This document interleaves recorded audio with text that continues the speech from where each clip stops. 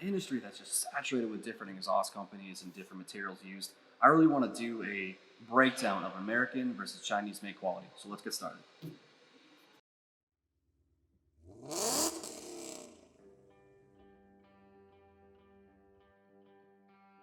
All right, so the biggest thing you see people talking about now is Chinese headers and everything that's all over the internet. So I really wanted to break it down and show the differences between these headers and an American made quality.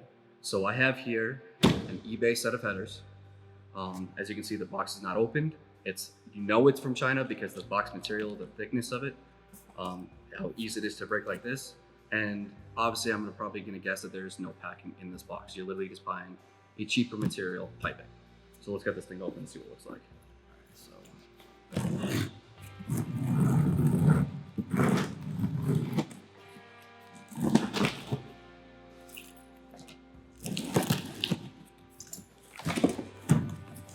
All right, so right off the bat, we can see here's your typical Chinese header. You got your cheap gaskets, which I'm gonna go right off the bat.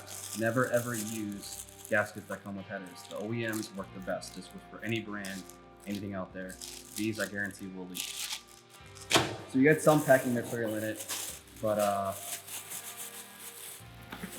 it's very thin. So on a boat coming from overseas, this is what they're using to protect your investment. So now we got the headers itself.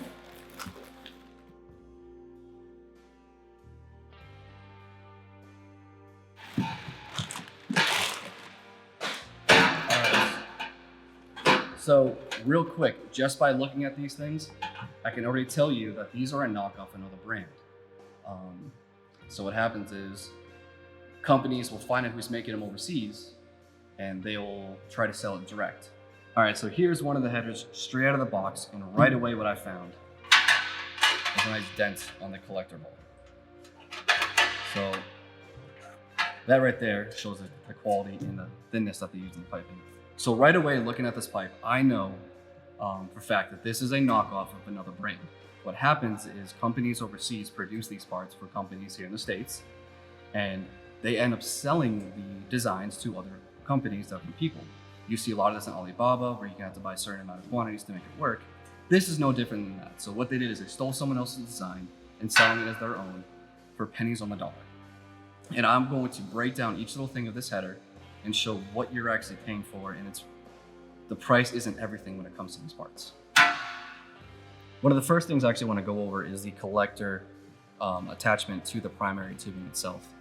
Everything that they use, this is actually TIG welding, and they use a very, very thin bead of it. So with a lot of heat, this actually is going to expand a lot, and eventually it will crack.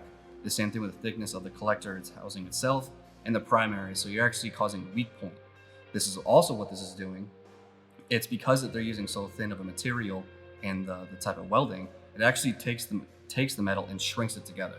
So now you're actually changing the geometry of it, all the design of it to fit how it's supposed to. Another thing we noticed too, that this is considered stainless steel. Well, it's rusting all in here around the welds onto the piping already. So obviously this is a cheaper and not a 304, more likely this is a 409. All right, so another thing I noticed with the collector is there's no spike inside of it. Every exhaust company knows that the collector, the spike, is the heartbeat. It is the main portion of the header system. That's where your horsepower is going to come into. That's where your sound is going to come from, and the overall experience of having a long tube header. So when you just have the force going into that, you're actually not free-flowing exhausts. You're actually going to build a turbulence in here, and it's not going to pull it out properly like it's supposed to. So, and with the thin material, you're actually going to get a lot of raspy, teeny sounds echoing from it. As I said before, I knew that this header was a knockoff of another brand. What really gives it away is the fact that it's got a stepped header. Now, a stepped header design has been around for a long time with Ford, the Cobra Jet program, things like that. There's only one company that actually uses this on production, highly manufactured header systems. So that right there shows that this is just a stolen header from another company. Now, with the flange that they're using, you can also see that this is not stainless steel because you're already getting rusting in different portions of it. So this right here, it also doesn't have a tight connection against the primary tubes. Right away, you can see that the primaries, when they connect to the flange, they're actually pretty different sizes on it. So this is actually a straight flush piece already. So when they welded this, again, it shrunk it and brought it in. So you're actually not going to get a real full connection against the engine block. You can see that they rushed it when they're cleaning it up. This one is very splotchy with it, so you're going to affect the airflow. This one's a little bit smoother, but you can feel rust inside of it. You can hear it. And the other two are the same way. A lot of times when you get pipes that are polished like this, it's a dead giveaway that it's not a true 304 stainless steel. It's more likely a 409. A lot of people will actually polish these pipes up to get any imperfections out of them. The problem in doing that is you're actually thinning the pipe out even more. So even if it was purchased as a thicker material to keep it in, you're actually hurting yourself by polishing up this much, because you're again taking away the material. And then when you use the TIG welding on it, you're shrinking it at the same time. So when you get a lot of heat to it, they're going to expand more than it's supposed to. With how this pipe looks, it looks pretty smooth and everything in it, but if you run your hands on it, you actually can feel ripples in it. So that's already an example of the fact that it's bubbling up with it and it's thinner materials, and it's not a true formed exhaust piece, and this polish is literally just to clean it up. With a connection to an X-pipe, what you do is you actually have to find your own version to make it fit the factory exhaust. People have sourced it out to figure that out, but it's a lot of time you have to spend finding another part with another brand. With this style, you're actually using a 2-bolt connection. The problem with this is a lot of time you usually torque one side more than the other, thus breaking the bolt or not having a true full tight connection. So right here, I have a full header that's made from LTH exhaust, long tube headers. And right away, you can see the differences on the piping compared to the other one in the bending, the style of it, and the collector. You can see right here that the piping designs are a lot different than the other one. We do this simply because we want to hug the frame and get out of the way of anything. On the driver's side, obviously, is going to be the steering shaft. Passenger side is going to be the starter. As you can see, it's going to hug the frame and not get in the way of any of those things.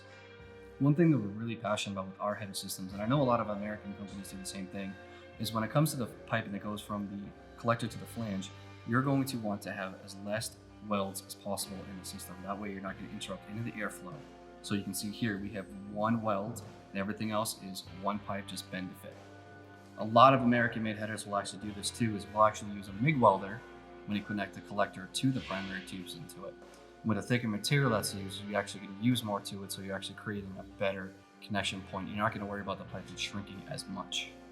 Now on our collector system, we actually say that we have the longest tube in the market because of this extension piece, which we call our Venturi style. With the spike that we have in our system, which pretty much connects the whole way, the gases that are coming down the primaries, it's going to combine them together with Venturi, open back up, and it's just going to suck the exhaust gases out quicker. One of the biggest components to our exhaust systems and a lot of other American-made companies is we use an actual 304 American-made stainless steel. As you can see the pipe thickness, the design of it, you can see right away the differences. I know the other pipe was polished, so you can hide them, but you can see the physical thickness difference in the style of piping just by looking at this. Now this header is one of our raw headers where we haven't gone through our tighten finish process. That's the way it looks. When we actually ship this out to the customer, it's going to be silver in color and again have our tighten finish. All right, so I just wanted to show you the differences between them, but they're right next to each other. They're both 1 7/8 primaries, and you can see the real difference in design and how they work. Ours is going to hug the frame more. Those ones, they're just designed to fit the car and beyond. Lastly, I want to show that your exhaust tone is going to come from how the piping is ran, the thickness of it, and the collector size. You can see with us, we use, again, the least amount of welds as possible, and we do a straight free-flowing exhaust with a spike in it. So between these two right here, your one's going to give you a more unique, defined sound. The other one's going to give you a tinnier, raspier sound. Guys, so the point of this video is not to persuade you to only do one thing. You're allowed to purchase whatever you want. Will the cheaper headers make horsepower? Yes. Will they fit your engine? Yes. Are they going to give you a different sound? Yes. But it's not if, it's when they're going to break, because of the material that they're using. So that's why we just want you to see the differences and understand what you're purchasing. You're already buying a $35,000 to $50,000 Mustang. Why go cheap on it?